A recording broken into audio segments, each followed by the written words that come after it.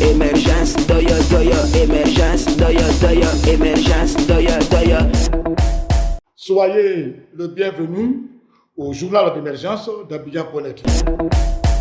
C'est pas partout, il faut faire de la politique et parler un peu partout. À un moment donné là, soyons réalistes. Qu'on soit réaliste. La Côte d'Ivoire ne produit pas de pétrole. Ceux qui produisent le pétrole là, c'est-à-dire, comment dirais-je, les Arabes, les pays arabes, et puis l'Europe, ils disent ils vont augmenter le prix de leur carburant, de leur production. Le baril a augmenté, c'est eux qui produisent. Si tu veux, tu payes. Si tu ne veux pas, tu laisses. Depuis un moment, la Côte d'Ivoire ne fait que subventionner le carburant pour ne pas que les Ivoiriens sentent ça beaucoup dans leur quotidien. Dépenser toujours moins. On pense à ça. Et c'est pour ça, depuis des années, depuis que la guerre a commencé, cette affaire de pénurie a démarré, où le prix du carburant a commencé à augmenter, l'État de Côte d'Ivoire a toujours continué à subventionner le carburant. Mais ça va durer combien de temps? En train d'injecter des sous dans une affaire, croyant que la guerre qu'il y a en Ukraine avec la Russie, ça va s'arrêter pour que le carburant devienne moins cher. Mais la guerre continue, les prix du baril sont en train de flamber, la Côte d'Ivoire subventionne, un pays comme la Côte d'Ivoire, en train de faire des réalisations, en train d'augmenter le salaire des gens. Mais si on doit toujours continuer à subventionner le carburant là, avec quoi on va faire le développement, avec quoi on va payer les salaires? Il y a des pays là qui répercutent directement l'augmentation du prix du baril là. Ils vont répercuter ça directement sur la population. On met 100 francs, ils mettent ça sur la 100 francs directement. Demandez dans d'autres pays, demandez au Burkina, au Mali, à Guinée, un peu partout, demandez comment ça fonctionne. Et ils ne subventionnent pas. Quand ils augmentent là-bas, ils aussi augmentent ici directement, et puis le peuple paie. L'année 2022 là, ça a coûté 673 milliards de francs CFA de subvention du carburant. La Côte d'Ivoire a subventionné 673 milliards. Mais c'est pas coûteux comme ça. Chaque année, on va subventionner 600-700 milliards, 600-700 milliards. Regardez le niveau de vie. Des gens revendiqués partout. Des gens sollicités partout. Des constructions, des réalisations, des salaires augmentés. On fait comment? Ils ont mis 100 francs sur le carburant à temps réel là. Les 100 francs devaient se répercuter directement sur la population. On va te dire non. Pour les 100 francs là, la population va payer 60 francs. Nous, on va payer 40 francs pour subventionner.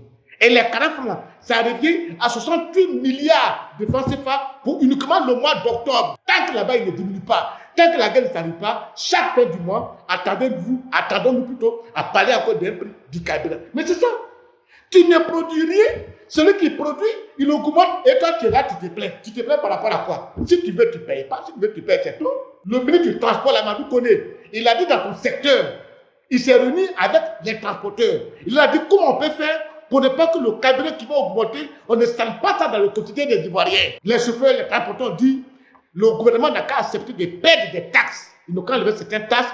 Comme ça, eux, ils vont payer le même prix à la pompe, mais les transporteurs le transport va rester toujours le même. C'est vrai qu'il va y avoir des délinquants qui vont faire de n'importe quoi, mais ils seront traqués.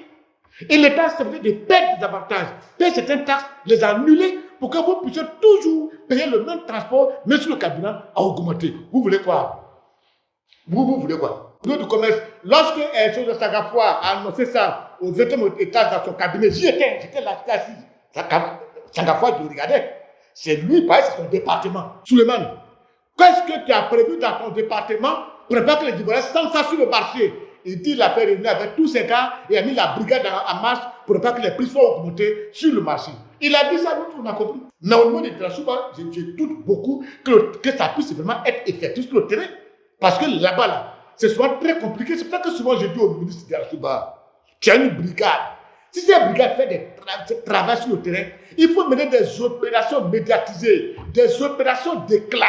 Parce que les brigades travaillent, on ne sait pas si elles travaillent. Donc quand vous en parlez, on écoute. Vous ne menez pas des actions d'éclat, des actions quotidiennes médiatisées partout pour qu'on en parle. Et c'est ça le problème. C'est ça le problème. Si on veut de transport, on connaît bien la réunion de ces gars. Mais après la réunion avec Sagafoua, il est parti réunir encore tous les gars des transports pour les parler. Ça fait qu'aujourd'hui, vous allez voir que le carburant a augmenté, mais on ne dépense pas dans le transport. On paye toujours la même chose. Évitons de faire la politique. Le carburant a augmenté. Ce n'est pas Ouattara qui a augmenté le carburant. Ceux qui produisent le carburant, ils ont augmenté ça en haut là-bas. Ils disent, et voilà les prix. Si tu veux, tu payes. Si tu veux, tu laisses. Aïe. À la prochaine.